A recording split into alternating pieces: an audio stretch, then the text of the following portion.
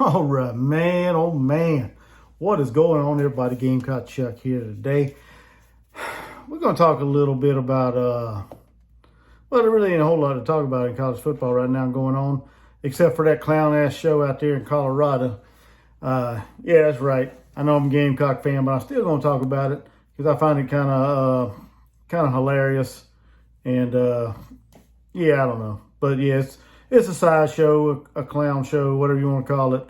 But, hey, before I get into it, though, do me a quick thing. Hit that like button. Subscribe to this channel if you haven't already subscribed.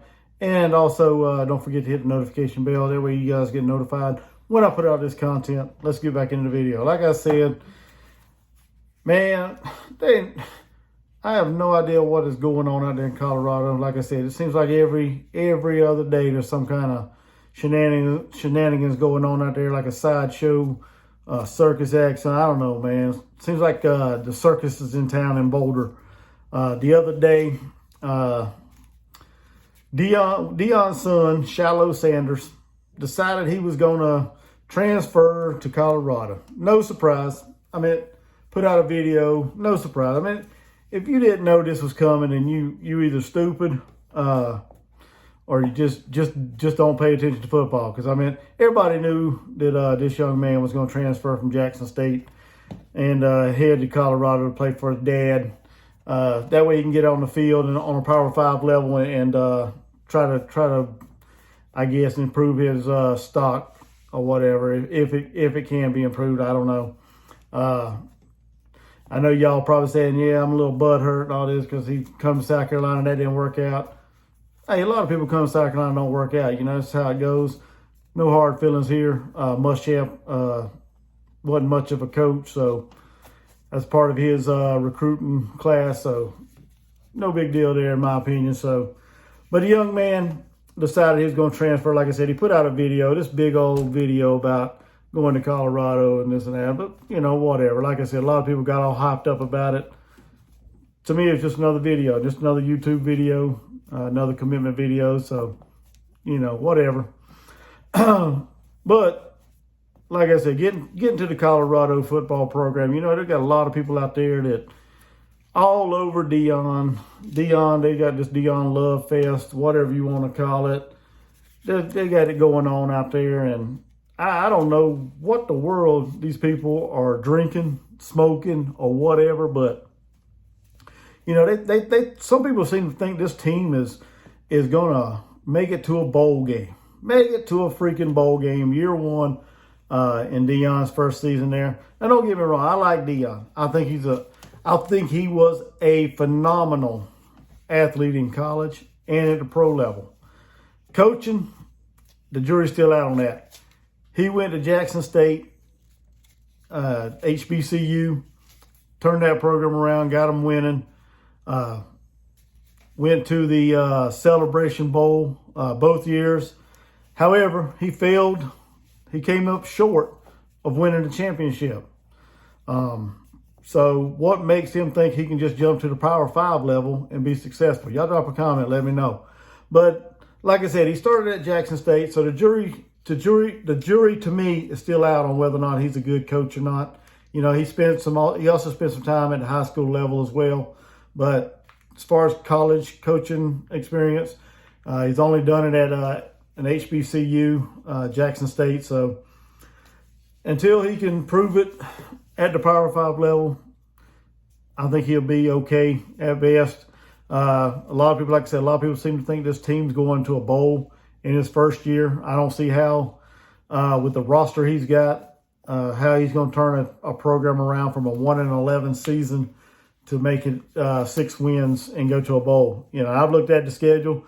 I've tried to find 6 wins on this schedule for him, but outside of Colorado State and probably Arizona, I don't see any other win really. I mean, they may be a slip up, one of them, you know, sneak up on them and get them games out there, like an Arizona State or a Washington State or something like that. But looking at their schedule, I don't see them getting 6 wins out of this. They start on the road at TCU, or they play at TCU. Right off the bat, I see that as a loss. Then they're back home for Nebraska. Matt Rule, Marcus Satterfield, out there in Nebraska, running the show out there in Nebraska. So I don't see Colorado being successful there as well. Colorado State, like I said, that's probably one of their lone wins, in my opinion, on the season. They have them at home. Colorado State, to be quite honest, they're not that good football team. So I think that's where Deion will get his first win of his career at Colorado.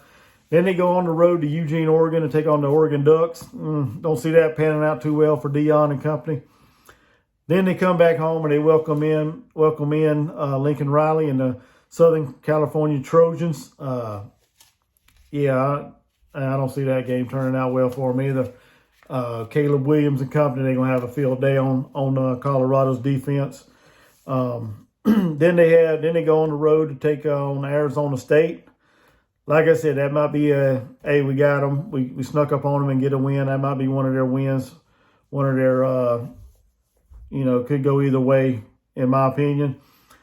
Then they come back home. They play Stanford.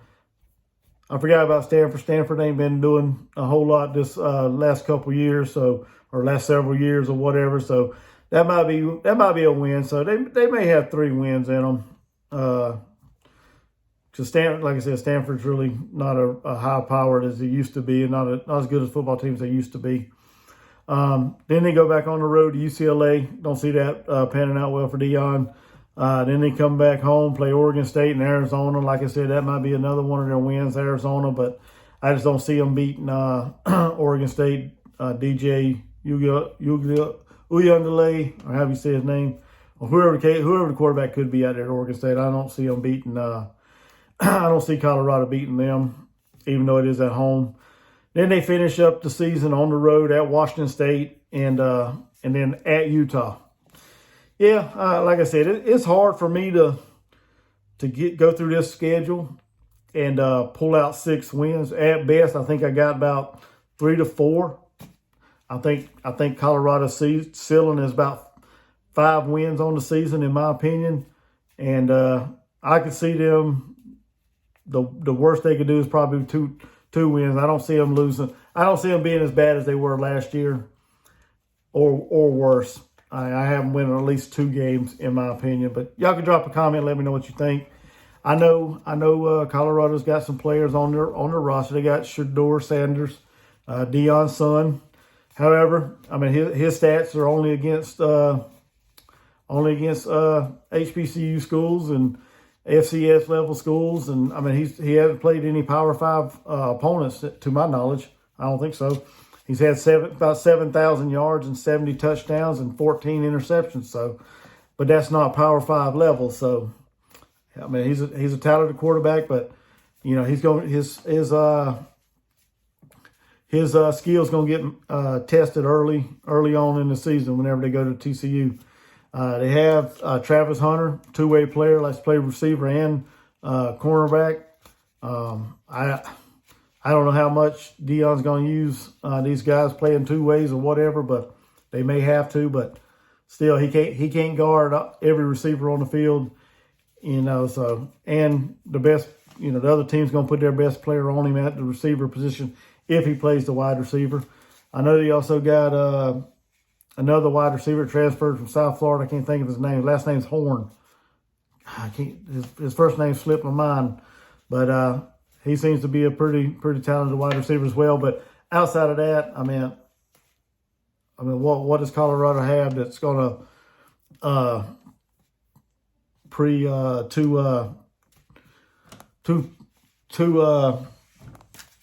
get them to 6 wins? What do they have on their roster that's going to help them get to 6 wins?